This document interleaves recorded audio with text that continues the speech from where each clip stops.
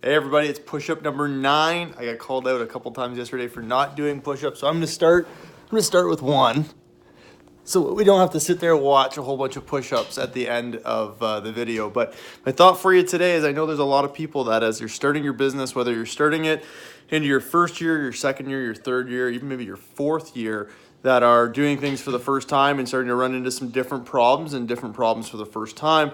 My recommendation, my advice, my tip is to find somebody else that's going through the exact same thing as you are right now and problem solve it together. It's just like when you're in class and the prof says, hey, look, if you've got a question, don't be afraid to ask, because I'm sure somebody else has the same question.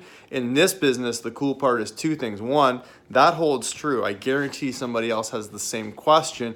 The other thing is, I bet somebody else has already solved that problem another time, whether it's your coach, whether it's another franchisee, whether it's somebody else that you may not even have thought of. Somebody else may be able to help you with that problem. So if you've got a problem, make sure you find somebody who's got the same problem. Try and solve it together. Two heads will be better than one. But the one thing I will tell you to be careful of is to really make sure that you're not complaining together. Sometimes misery loves company. So if you got the same problem, it can turn into a bitch fest about all the different things or whatever's going on in your world, and you can spend more of your time complaining and venting to one another, which sometimes is important, but make sure it doesn't take over the problem-solving portion of what you're trying to do. So that's my thought, that's my tip, my advice. If you've got a problem, find somebody else who's trying to either solve the same problem or solved it before. Solve it together, work together. That is a massive, massive advantage of this business over a lot of others. So that's your thought for today, guys. Remember, attitude is everything and momentum is